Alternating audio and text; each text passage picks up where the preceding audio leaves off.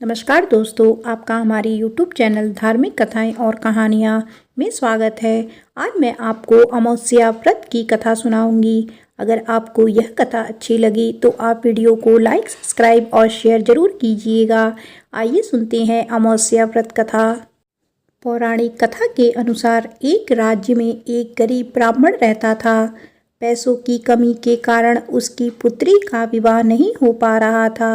अपनी गरीबी से परेशान होकर एक दिन ब्राह्मण दंपति ने एक साधु से उपाय पूछा तो साधु ने बताया कि पास के गांव में एक धोबिन है जो अपने बेटे और बहू के साथ रहती है। यदि आपकी बेटी उस धोबिन की सेवा करे तो धोबिन खुश होकर उसे अपनी मांग का सिंदूर दे देगी, जिससे कन्या का विवाह तय हो जाएगा। यह सुनकर कन्या धोबिन के घर जाकर सारा काम करने लगी और इसका पता धोबिन व उसकी बहू को नहीं चल पाया। एक दिन धोबी ने अपनी बहू से पूछा कि तुम इतना सारा काम इतनी जल्दी कैसे कर लेती हो? तो बहू बोली, मुझे लगता है कि आप यह सारा काम करती हैं। धोबिन चौंक गई और उसने नज़र रखना शुरू किया। धोबिन ने जब सुबह उठकर देखा तो एक कन्या चुपचाप उसके घर का सारा काम कर रही थी। कुछ दिनों तक ऐसा चलता रहा। एक दिन धोबिन ने कन्या से कारण पूछा। कन्या ने साधु द्वारा कही बात धोबिन को बता दी। उसकी बात सुनकर धोबिन ने अपनी मां का सिंदूर उसे दिया और उसी समय धोबिन के पति की मृत्यु हो गई। उससे दुखी होकर कन्या घर से निकल पड़ी और एक पीपल के पेड़ के पास पहुंचकर 108 ईंटों के टुकड़े लिए और उन टुकड़ों को 108 बार परिक्रमा करके एक एक बार फेंकने लगी। कन्या ने ऐसा करने से धोबिन का पति जीवित हो गया। पीपल के पेड़ की परिक्रमा के कारण कन्या को शुभ फल की प्राप्ति हुई। आइए सुनते हैं शनि अमावस्या की कथा। शनिदेव के जन्म के बारे में स्कंद पुराण के काशी खंड में जो कथा मिलती है वह कुछ इस प्रकार है। राजा दक्ष की कन्या संज्ञा का विवाह सूर्यदेव के साथ हुआ। सूर्यदेव का तेज बहुत अधिक था। उसे लेकर संज्ञा परेशान रहती थी। वह सोचा करती थी कि किसी तरह तपादि से सूर्यदेव की अग्नि को कम करना होगा। जैसे तैसे दिन बीतते गए। संज्ञा की गर्भ से वैवस्वत, मनु, यमराज और यमुना 3 संतानों ने जन्म लिया। संज्ञा अब भी सूर्यदेव के तेज से घबराती थी।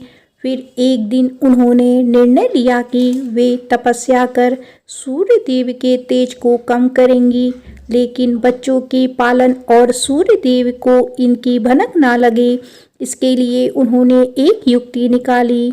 उन्होंने अपने तप से अपनी हमशक्ल को पैदा किया, जिसका नाम स्वर्णा रखा। संज्ञा ने बच्चों और सूर्यदेव की जिम्मेदारी अपनी छाया स्वर्णा को दी और कहा कि अब से मेरी जगह तुम सूर्यदेव की सेवा और बच्चों का पालन करते हुए नारी धर्म का पालन करोगी, लेकिन यह राज सिर्फ मेरे और तुम्हारे बीच में ही बना रहना चाहिए। अब संज्ञा वहां से चलकर पिता के घर पहुंची और अपनी परेशानी बताई तो पिता ने डांट फटकार लगाते हुए वापस भेज दिया। लेकिन संज्ञा वापस ना जाकर वन में चली गई और घोड़ी का रूप धारण कर तपस्या में लीन हो गई। उधर सूर्यदेव को जरा भी आभास नहीं हुआ कि उनके साथ रहने वाली संज्ञा नहीं, सुवर्णा है। सुवर्णा अपने धर्म का पालन करती रही। उसे छाया रूप होने के कारण उन्हें सूर्यदेव के तेज से भी कोई परेशानी नहीं हुई। सूर्यदेव और स्वर्णा के मिलन से भी मनु, शनिदेव और भद्रा 3 संतानों ने जन्म लिया। एक अन्य कथा के अनुसार शनिदेव का जन्म महर्षि कश्यप के अभिभावक में कश्यप यज्ञ से हुआ। छाया शिव की भक्तिन थी।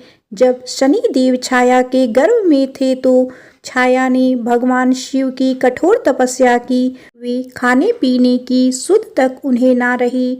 भूख, प्यास, धूप, गर्मी सहन करने के कारण उनका प्रभाव छाया के गर्भ में पल रही संतान यानी शनि पर भी पड़ा और उनका रंग काला हो गया। जब शनिदेव का जन्म हुआ तो रंग को देखकर सूर्यदेव ने छाया पर संदेह किया और उन्होंने अपमानित करते हुए कह दिया कि यह मेरा पुत्र नहीं हो सकता।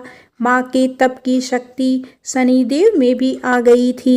उन्होंने क्रोधित होकर अपने पिता सूर्यदेव को देखा तो सूर्यदेव बिल्कुल काले हो गए। उनके घोड़ों की चाल रुक गई। परेशान होकर सूर्यदेव को भगवान शिव की शरण लेनी पड़ी। इसके बाद भगवान शिव ने सूर्यदेव को उनकी गलती का एहसास कराया। सूर्यदेव अपने किए का पश्चाताप करने लगे और अपनी गलती के लिए क्षमा याचना की। इस पर उन्होंने फिर से अपना असली रूप वापस मिला। लेकिन पिता पुत्र का संबंध जो एक बार खराब हुआ फिर ना सुधरा। आज भी शनिदेव को अपने पिता सूर्य का विद्रोही माना जाता है। आइए जानते हैं क्यों है शनिदेव की दृष्टि टेढ़ी। शनिदेव के गुस्से की एक वजह उपरोक्त कथा के सामने आई थी कि माता के अपमान के कारण शनिदेव क्रोधित हुए। लेकिन वहीं ब्रह्म पुराण इसकी कुछ और ही कहानी बताता है। ब्रह्म पुराण के अनुसार शनिदेव भगवान श्री कृष्ण के परम भक्त थे। जब शनिदेव जवान हुए तो चित्ररथ की कन्या से उनका विवाह हुआ। शनिदेव की पत्नी सती सावित्री और परम तेजस्विनी थी। लेकिन शनिदेव भगवान श्री कृष्ण की भक्ति में इतना लीन रहने थे कि अपनी पत्नी को उन्होंने जैसे भुला ही दिया।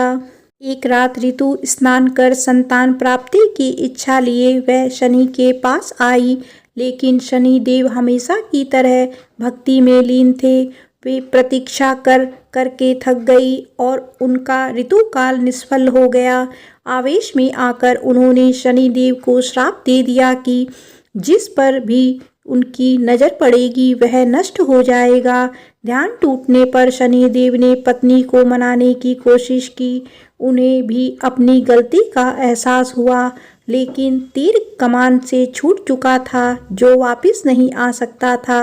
अपने श्राप के प्रतिकार की ताकत उनमें नहीं थी। इसीलिए शनिदेव अपना सिर नीचा करके रहने लगे। आइए जानते हैं शनिदेव से जुड़ी कुछ बातें। शनिदेव को न्याय का देवता माना जाता है। शनिदेव का वाहन गिद्ध, कुत्ता, भैंस आदि है।